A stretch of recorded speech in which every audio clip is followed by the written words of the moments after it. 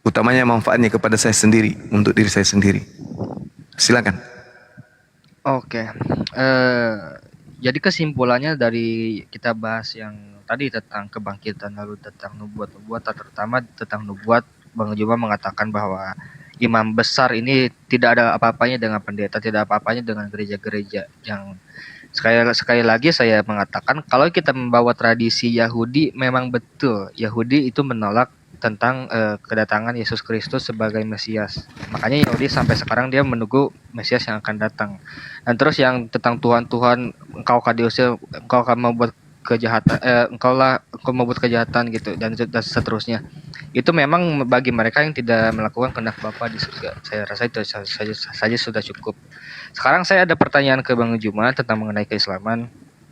Buktikan kepada saya kalau Nabi Muhammad itu adalah seorang nabi, bukan nabi palsu, bahwa dia diutus untuk muka bumi ini tanpa menggunakan Al-Quran, tanpa menggunakan hadis, karena percuma juga sebagai Kristiani tidak mengimani Al-Quran dan tidak mengimani hadis.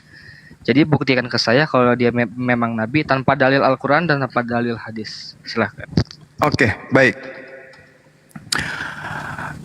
Jadi dalam kehidupan kita sehari-hari nih, orang itu disebut hebat bukan karena banyak harta.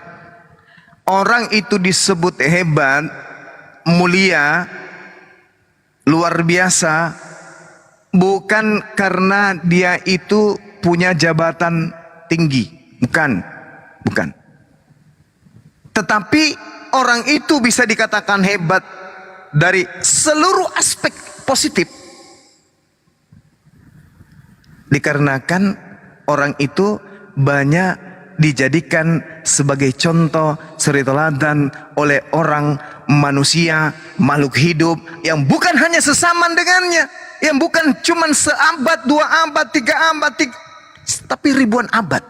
Itu berarti orang ini ada apa dengan dirinya. Kalau separuh bumi bisa dia pengaruhi, ada apa dengan dirinya? Seorang yang hebat, punya jabatan, bahkan pensiunan, bahkan jenderal aktif pun begitu pensiun dah selesai. Tapi ketika ada orang yang memiliki sinar cahaya, perilaku, perbuatan, tita, sabda yang bisa dijadikan sebagai acuan dalam pola kehidupan manusia, zaman apapun manusia itu hidup, ini berarti orang ini bukan manusia biasa ini. Kalau dia hidup pada zaman penyembahan dewa-dewa, dia bisa didewakan orang ini. Dia bisa jadi dewa bagi orang-orang yang lemah akal. Bahkan bisa jadi Tuhan bagi orang-orang yang hanya modal percaya. Bagaimana dengan baginda Rasulullah Muhammad sallallahu alaihi wasallam? Presiden kita sudah berapa di Indonesia ini? Semuanya ikut beliau. Presiden, orang kelas 1 di Indonesia ikut sama beliau. Coba, pola kehidupannya bertuhan, mengabdikan diri kepada Sang Pencipta, diikuti dasar negara kita. Bayangkan itu. Ini fakta. Saya tidak bawa Al-Quran, saya tidak bawa hadits, tapi kenyataannya, faktanya. Kalau dibandingkan Lukas, siapa pengikutnya Lukas? Markus, siapa pengikutnya Markus? Paulus, siapa pengikutnya Paulus? Yesus, mana pengikutnya Yesus? Tak ada. Ada. Penghina Yesus banyak. Penghinanya banyak. Mati terkutuk, banyak penghinanya, miliaran. Tapi kalau baginda Rasulullah Muhammad sallallahu alaihi wasallam, coba satu, apa bilangnya ya? Bangsa Arab, ya, semua ikut kepada titahnya, ikut kepada perintahnya, ikut kepada suri teladan yang dia bawa.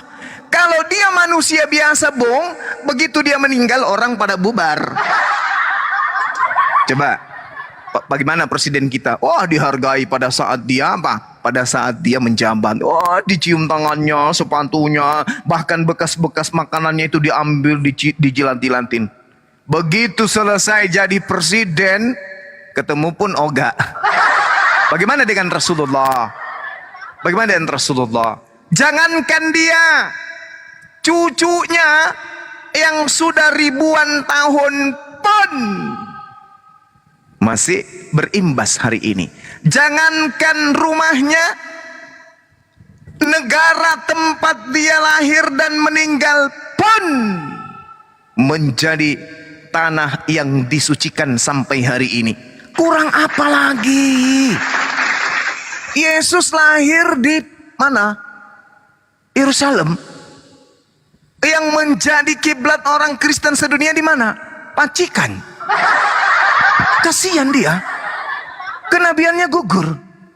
Nabi Musa di mana tempatnya lahir? Gugur. Kerajaan Daud di mana tempatnya pernah berdiri? Gugur. Baginda Rasulullah Muhammad SAW mendirikan sebuah kerajaan Mekah 1400 tahun silam. Pernah cahaya kerajaannya pudar sampai hari ini? Subhanallah. Kalau dia bukan nabi, dia bukan rasul, lalu apa? Dewa. Jadi inilah orang-orang yang berakal kemudian. Ini mustahil kebetulan. Ini mustahil, bukan rancangan. Ini rancangan pencipta langit dan bumi untuk kemudian menjadikan sosok pemimpin, mengajarkan manusia jalan keselamatan kembali kepada Rabb, kembali kepada Tuhan. Hanya beliau satu-satunya. Saya hari ini, kalau saya mau menjadi Kristen, saya masuk ke gereja menyembah Yesus. Bingung. Yesus gak pernah ngajarin seperti ini. Terus kemudian saya pulang dari gereja makan babi. Yesus gak pernah makan kayak begini. Lalu saya ibadah hari Minggu, saya begini. Yesus gak pernah kayak gini, nyanyi-nyanyi, salto-salto. Yesus gak pernah ngajarin. Jadi mau kayak mana? Tapi kalau saya sebagai Muslim, as-salatu khairum minan naum. Nabiku pernah melakukan ini, Rasulku pernah melakukan ini. Saya berzakat, saya berinfak, saya melakukan apapun. Ini Nabiku pernah lakukan. Bukti bahwa dia itu adalah Nabi. Dia bukan cuma Nabi, dia Rasul. Dia Rasulullah wa khataman nabiyyin. Bayangkan 1400 tahun silam, hidup di zaman jahiliyah, bisa-bisanya masih menjadi tokoh. Hampir separuh penduduk bumi. Coba, siapa beliau? Presiden Soeharto menjabat 30 tahun kurang lebih. Setelah itu, buyar. Malah muncul orang-orang yang menghina menista dari orang-orang yang pernah dibaikin. Tapi Rasulullah 1400 tahun silam, orang Arab mana yang menghujat beliau? Bangsa Arab dari keturunan mana yang mencerca beliau? Tak ada. Tak ada. Sekurang-kurang ajarnya kemudian Syiah, mereka menghargai Nabi Muhammad. Coba. Jadi mungkin mana kita mau menolak kenabian beliau? Orang tuanya jelas, silsilanya jelas, terpelihara silsilanya dari Nabi Adam sampai ke dia, sampai ke beliau. Tapi kalau Paulus, nama bapaknya aja kita nggak tahu siapa. Nama bapaknya Lukas siapa? Nama bapaknya Markus siapa? Nggak ada yang tahu. Coba. Jadi inilah jawabannya. Andai saja saya ditanya, apa buktinya beliau nabi? Nabi itu adalah orang pilihan Tuhan, di mana Tuhan memberikan ilham wahyu kepada dirinya untuk dirinya. Sedangkan Rasul adalah nabi yang menerima wahyu untuk dirinya dan untuk orang lain. Nah, sekarang wahyu yang diterimanya itu apa? Sholat. Perintah sholat. Bagaimana dengan umat Islam yang miliaran ini? Apakah sholat? Berapa lama bertahan sholat itu? Udah 1400 tahun terjaga dengan baik. Ada yang berusaha memindahkan kemudian kiblat ke Indonesia? Terlalu jauh itu ke sana. Mending kiblatnya di Indonesia aja deh. Supaya orang Indonesia, mereka sekali-kali orang Arab dong yang datang berhaji ke Indonesia. Gak bisa, Bung. Kitab sucinya kan Arab. Kita kan bukan orang Arab. Rubah yuk. Arab itu dulu, sekarang sudah Indonesia dong, Al-Quran itu Indonesia dong. Bisa? Nggak bisa.